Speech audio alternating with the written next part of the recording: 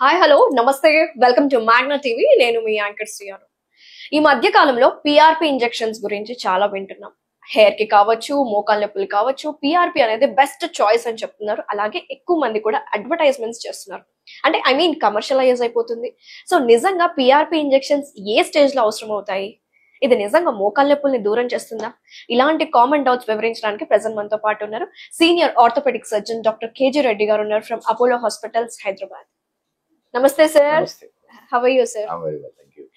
Sir, PRP injections ఈ మధ్య కాలంలో ఎక్కడ చూసినా పిఆర్పి హెయిర్ కి వాడుతున్నారు అండ్ మోకాళ్ళ నొప్పులకి ఇది ఒక సొల్యూషన్ అని చెప్తున్నారు. నాన్ సర్జరికల్ పద్ధతి ద్వారా మేము ఇంజెక్షన్స్ చేస్తున్నాము అంటున్నారు. What is PRP sir? PRP అంటే ప్లేట్లెట్ రిచ్ ప్లాస్మా. అంటే మన బ్లడ్ లో ప్లేట్లెట్స్ ఉంటాయి, రెడ్ సెల్స్ ఉంటాయి, వైట్ సెల్స్ ఉంటాయి. పిఆర్పి అనేది ప్లేట్లెట్స్ ను మనము ఐసోలేట్ చేసి ఇంజెక్ట్ చేస్తాం.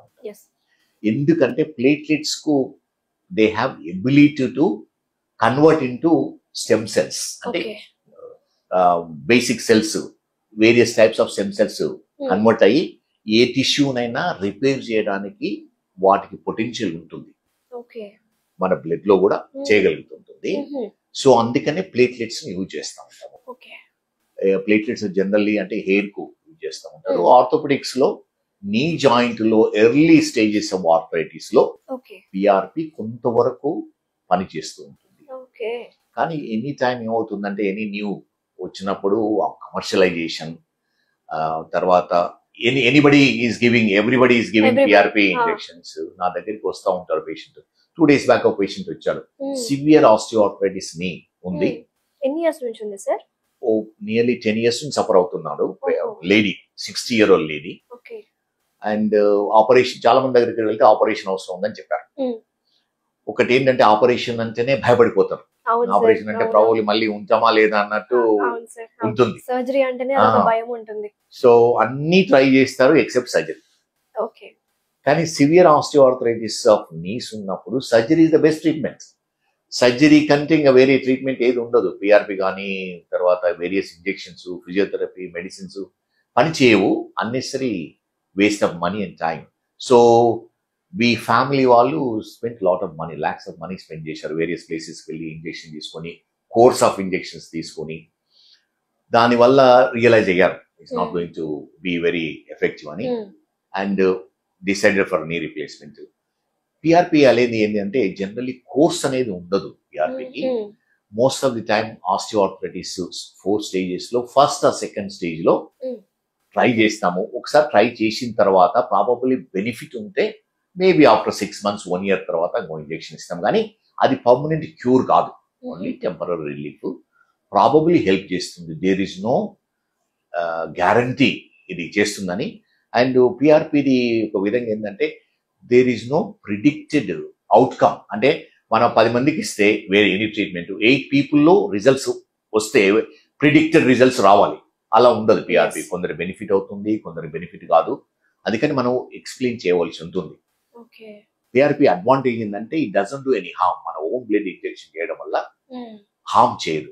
కానీ నీ ఇంజెక్షన్స్ ఇవ్వడం వల్ల ఏమవుతుందంటే నీలో ఇంజెక్షన్స్ ఇన్ఫెక్షన్ రావడానికి ఛాన్స్ ఉంటుంది. స్టెరైల్ కండిషన్స్ లో నీ ఇంజెక్షన్ ఇవ్వకపోతే నీ ఇన్ఫెక్ట్ కావడానికి ఉంటుంది. ఎవరికైతే నీ రిప్లేస్మెంట్ అవసరం ఉంటుందో ఒకసారి ఇన్ఫెక్ట్ అయిందంటే నీ రిప్లేస్మెంట్ పనికిరాదు, మళ్ళీ ఇన్ఫెక్ట్ అవుతుంది. అండ్ ఇంజెక్షన్ ఇచ్చిన తర్వాత most of us we will not do operation up to 3 to 6 months. ఎందుకంటే the risk of infection is more. People ఎవరైతే నీ ఇంజెక్షన్ తీసుకున్నావు, స్టీరాయిడ్స్ కానీ పిఆర్పి కానీ వేరియస్ ఇంజెక్షన్ తీసుకున్నావు వాళ్ళకు, అందుకని సివియర్ కండిషన్స్ లో ఈ ఇంజెక్షన్ ఇవ్వకూడదు. అండ్ పిఆర్పి కూడా కొన్ని కండిషన్ లో పని చేస్తూ ఉంటుంది. ప్లాంటార్ ఫేషియైటిస్ అంటాం, అంటే హీల్ పెయిన్ వస్తుంది, చిన్న ఎముక పెరిగి, సో వాళ్ళకి ఇవ్వచ్చు. మడిమ నొప్పి ఉంటుంది. ఒక ఇంజెక్షన్ ఇచ్చి చూడొచ్చు. అంటే ఇనిషియల్గా స్టీరాయిడ్ ఇస్తాము, అది పని చేయకపోతే పిఆర్పి ఇస్తే కొంతవరకు రిలీఫ్ కావడానికి ఛాన్స్ ఉంటుంది. కానీ ఫస్ట్ ఇంజెక్షన్ ఇచ్చిన రిలీఫ్ కాలేదు, మీకు కోర్స్ కావాలనేది నిజం కాదు.